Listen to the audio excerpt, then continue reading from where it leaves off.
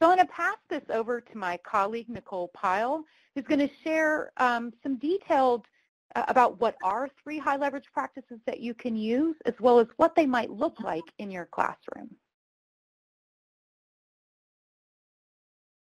Nicole?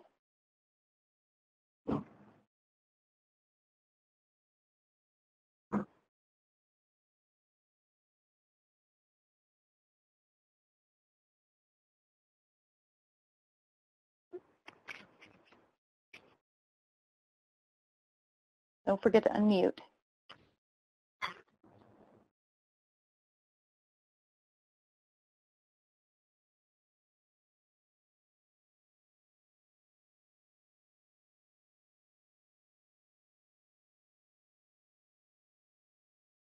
We also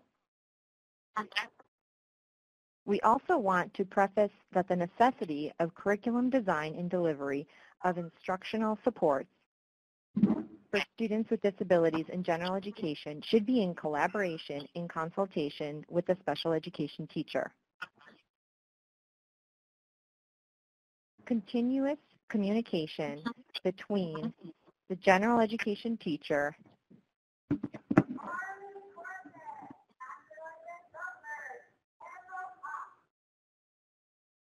and the special education teacher across collaboration, assessment, and social-emotional, behavioral, and instruction domains are foundational for successful inclusion of students with disabilities in general education.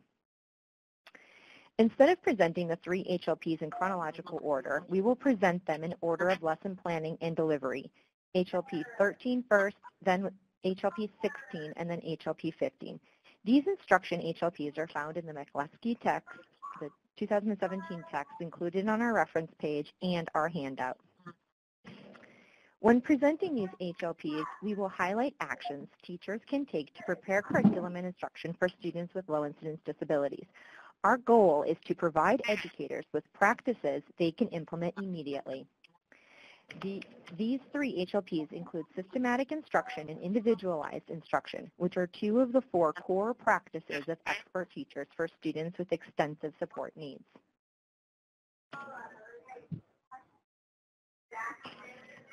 HLP 13, Adapt Curriculum, Tasks and Materials for Specific Learning Goals, is derived from research on graphic organizers, guided notes, and mnemonic strategies. McLeskey and colleagues suggest that teachers assess individual student needs and adapt curriculum materials and tasks so that students can meet instructional goals. Knowledge of an individual student's needs can help teachers determine which curriculum tasks teachers might adapt to support a student with a low-incidence disability to participate in the curriculum and instruction. To illustrate how teachers can select and adapt curriculum materials and tasks so students with disabilities can meet their individual education program goals, teachers might first review their lesson plan. There are likely multiple points within a lesson plan that teachers can adapt curriculum tasks for students with low-incidence disabilities. For example, during explicit instruction or a guided lecture, a teacher might provide guided notes to students with low-incidence disabilities as an instructional support. Teachers can vary the amount of information included in the guided notes, depending on the level of support necessary. A guided notes template with only a few words missing allows students to record only select words to complete the notes, whereas guided notes that resemble an outline of the main lecture points require students to record substantially more information. The visual included on this slide is an outline of Cornell notes, which is a common note-taking method in secondary and post-secondary education. Regardless of the expected note-taking method,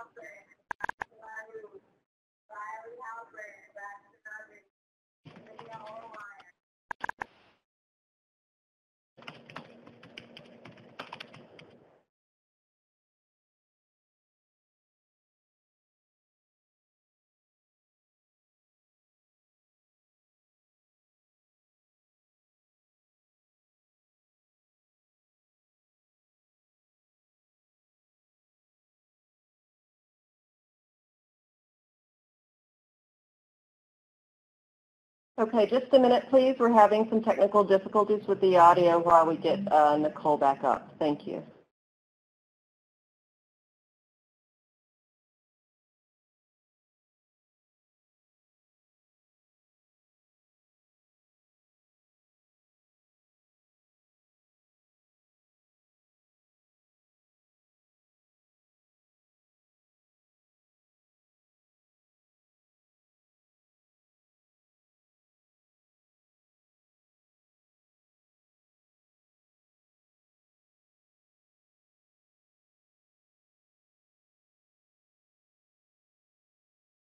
Hello, everyone. While we're waiting, I'm going to pull. I'm sorry, is that Nicole? It's not. It's Tessie. I was just trying to, was going to sort of move forward with her slides if that was okay. But if we have to, if there are some folks who have some questions, please feel free to type those in the question and discussion box, and then we will have time to get to those. Now, Nicole was really sort of highlighting how we could use this with students with disabilities. And I wanted to also talk about some other strategies. So another way for teachers to adapt curriculum tasks is by selecting materials and tasks that are based on student needs, using relevant technology and making modifications by highlighting relevant information, changing the task direction so they're more individualized for the student, and then decreasing amounts of material. Selecting different materials does require some advanced preparation, and that goes back to the high leverage practices we talked about with collaboration. And it should really be done during your lesson planning time. So when you're designing your lesson, teachers might include different texts that align with the standard, the objective, and then the content. And then that text may vary on difficulty and visual supports, as well as how the student actually accesses the text that's the student. So they may not be able to read it, but they could be able to hear it. Assistive technology is often used to enhance students' communication and learning, and some students with low-incidence disabilities might have access to an assistive technology device. So there might be something like a Dynavox, or they may also have assistive technology support, such as some audio software. All of this will be outlined in their IEP, and this is where that supplementary aids and services comes into play. So teachers may need to learn how best to support a student with low incidence disabilities to use that high-tech assistive technology to facilitate their engagement and their learning. So students with low incidence disabilities may benefit from assistive technology that's also low-tech. And this might be things like picture cards, color cards, or even yes, no, maybe cards to support their engagement in the class. And depending on the student with a low incidence disability, teachers might consider other low-tech assistive technology, such as visual supports that go along with the text, or even text with more simple and coherent language. The IRIS Center, which is highlighted in the handout, has a great assistive technology module that is an informative resource where you can learn more about assistive technology.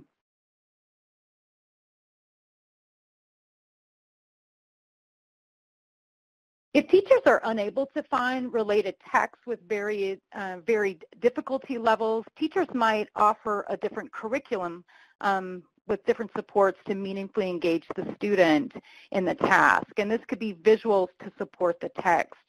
And depending on the student needs, the text may include more or fewer visuals to support text understanding. If a student requires substantial reading support, which is sometimes the case with some students with low incidence disabilities, a teacher might provide a text with only a few phrases, several visuals for the student to interpret during reading, and then during lesson planning, they might also offer different texts for students to read during the lesson or to even do for homework.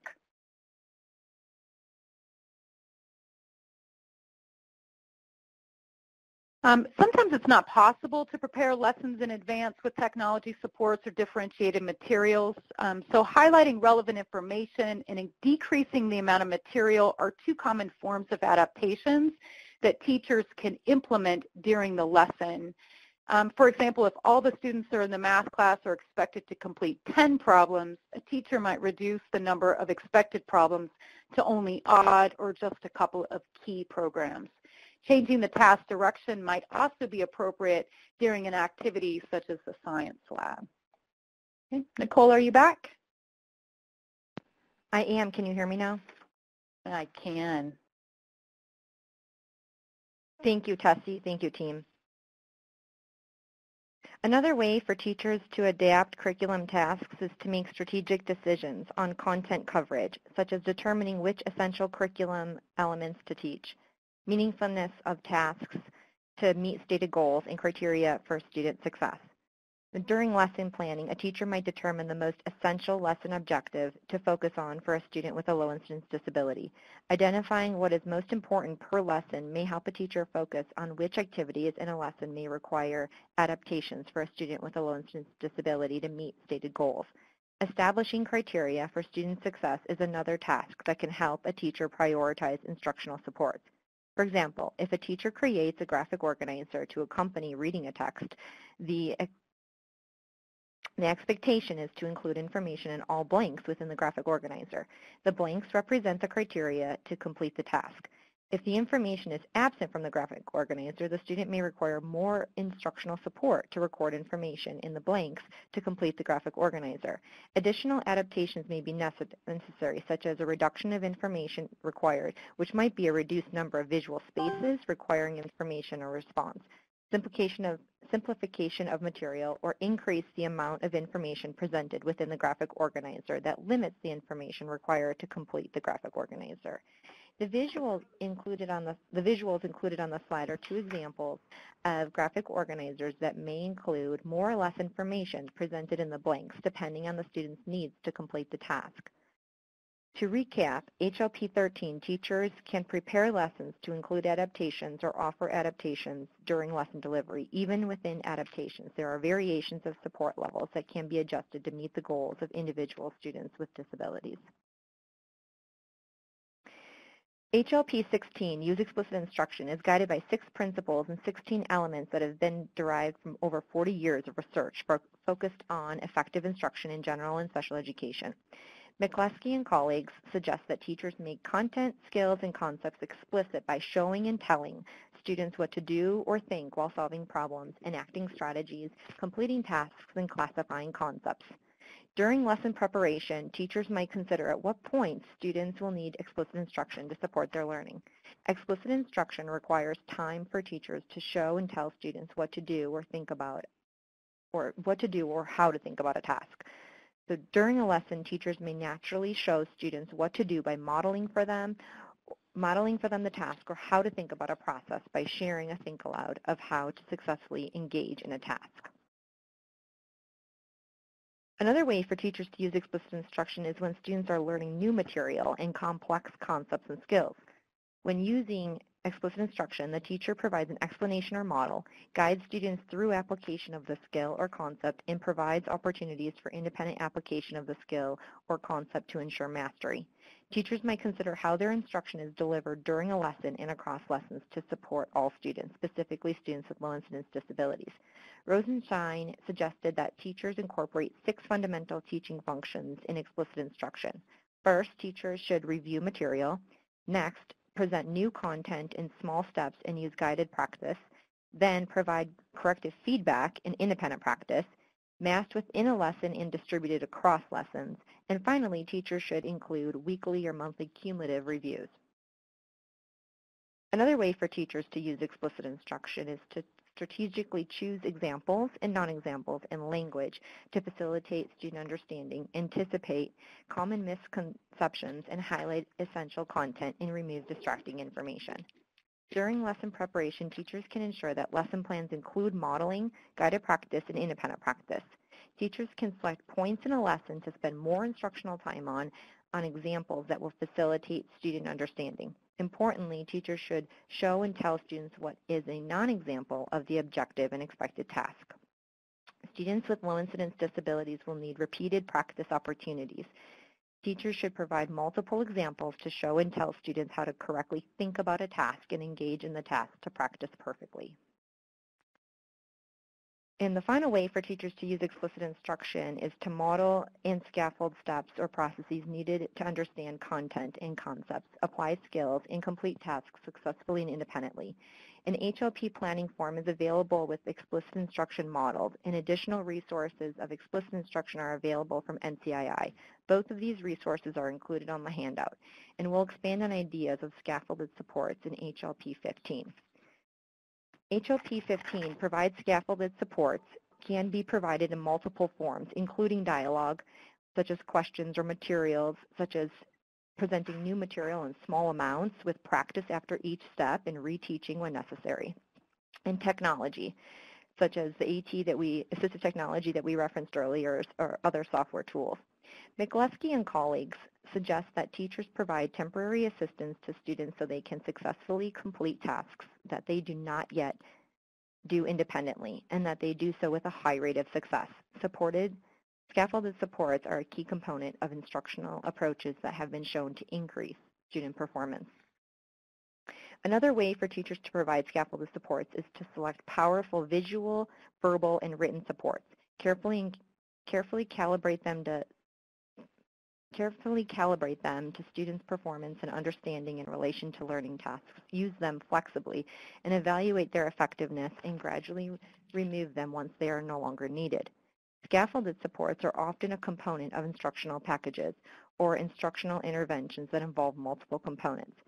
Scaffolded instructional packages include tools such as cue cards or strategy sheets, routines with mnemonics, graphic organizers, and checklists. For instance, during reading comprehension, a teacher might use the Collaborative Strategic Reading Learning Log to record information before reading, during reading, or after reading.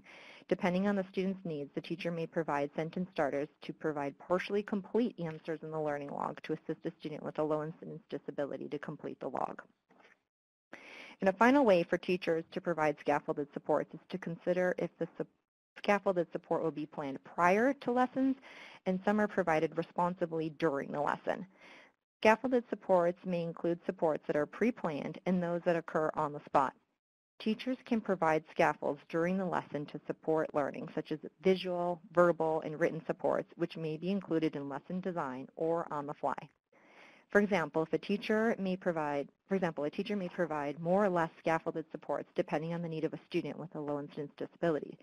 Teachers may begin with planned visual and verbal scaffolded supports, such as modeling and think aloud. If a student needs additional support to complete the writing activity during writing instruction, a teacher may provide written scaffolded support. A teacher might quickly sketch an outline of the writing assignment to serve as a template. A student with a low-incidence disability may benefit from a teacher including big ideas to include in sentences or providing sentence starters as respective sections within the writing outline. The ideas or sentence starters can replicate the text structure or format, such as including words like beginning, middle, and end, may replicate a plot diagram and a narrative text, and including descriptive words like main ideas and details may replicate an expository text. When a student develops more confidence and proficiency, the teacher may fade support to allow the student to complete the writing on his or her own.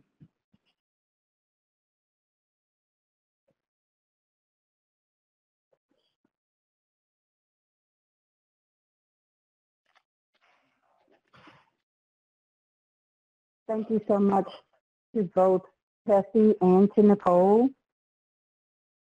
We have just a few questions for you all that have come from the audience. The first one is there a subset of low incidence disabilities that this webinar is aimed toward? Or is it a combination of all three different types mentioned previously in the slide? Like a graphic organizer or guided notes may not be the best way to present material for a student with a severe visual impairment or who is blind. So this is Tessie, and I will start and then I'll pass this to Nicole. When we think about high leverage practices, they're applicable to all learners. Some examples that were included in today's webinar, like the graphic organizer, are just various ways that we could support students under that particular practice. However, a highly skilled teacher will be able to understand the needs. It goes back to that assessment set of high leverage practices to know, what does this student need to be successful in my classroom with this particular content.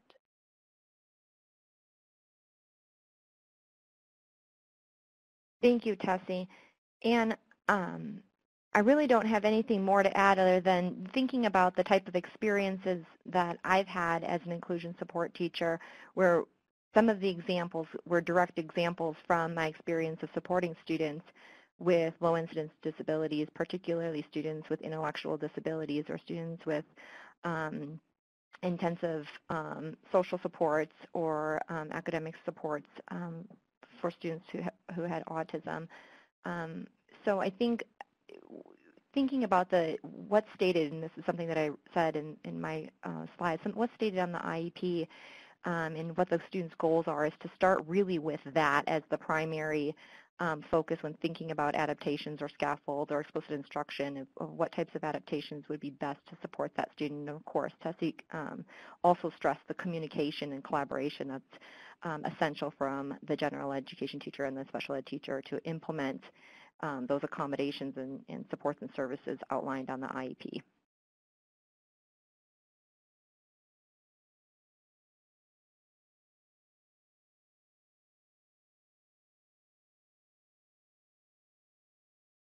Thanks so much to both Tessie and Nicole for those responses.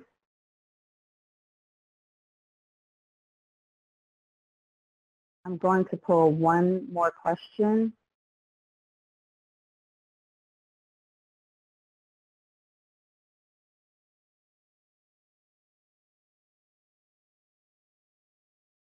Do the presenters have any recommendations for an inclusion checklist or assessment teachers or administrators could complete to self-assess how inclusive their instruction or environment are?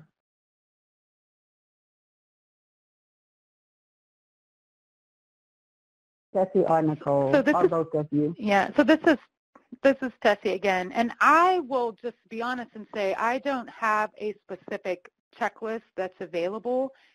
There are several national centers that do have these types of resources, and I think it's important to think about that inclusion is not a specific thing. It doesn't really look the same in each class because it's around creating a positive environment for all students. So you have elements of your positive behavior support, some of the high leverage practices about building effective relationships between teachers and students. But it also looks at, as in my section I was talking about, those barriers to effective inclusion are they attitudinal? And you can't really have a checklist for attitudinal, but do we all have high expectations for students? Are we providing multiple opportunities for deep learning regardless of the level of learning, like the sort of where the student enters into that? And then are we setting, I guess, ambitious goals, like going back to the Andrew decision, are we setting ambitious goals for all students, or do we have sort of inequity in the way that we look at progress for individual kids? The Progress Center, as I mentioned in my introduction, is really will be focusing on this, and I will actually take that as a potential product that we will release.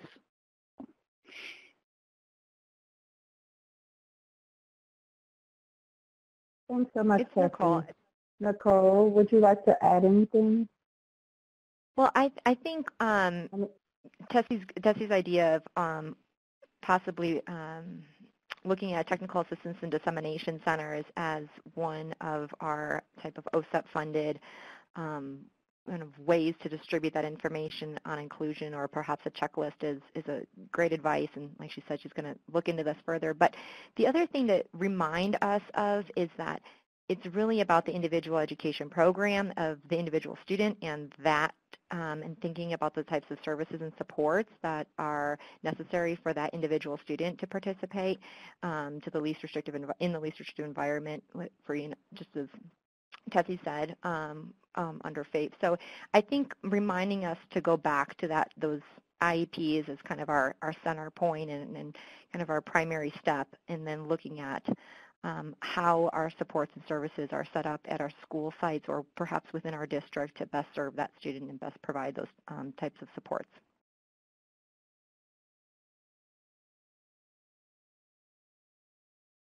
Thank you, Nicole. We have an additional question. It says, many teachers that I work with state that they do not have the time to do all of this planning and collaboration to tease out all of the supports necessary for a student who has such intense needs. Time seems to be a huge factor in quality of instruction for an included student. How do we solve this problem? Hi, Nicole. Sheila. Hi. Go ahead, Nicole.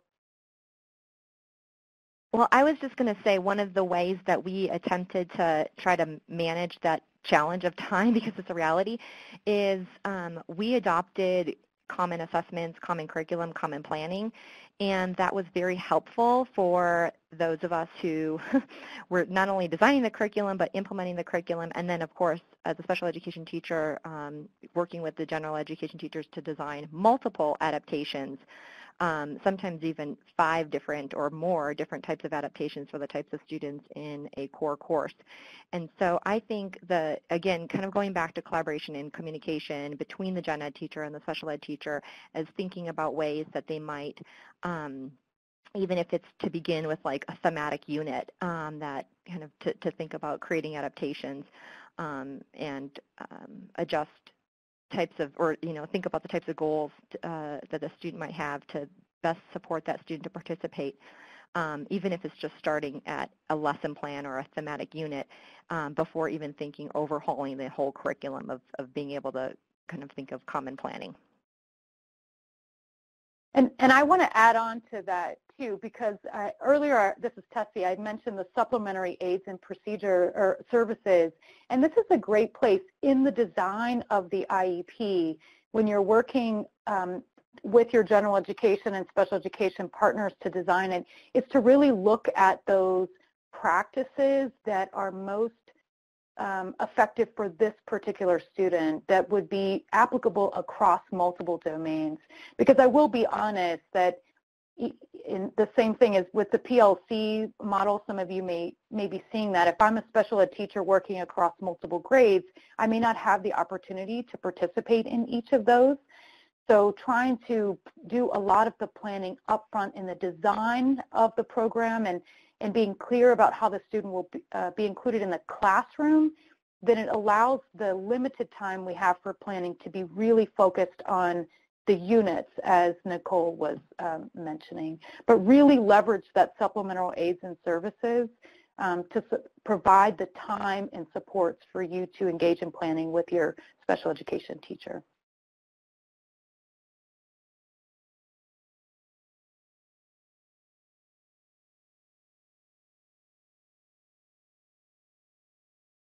Thank you to both you, Tessie and Nicole, for those responses.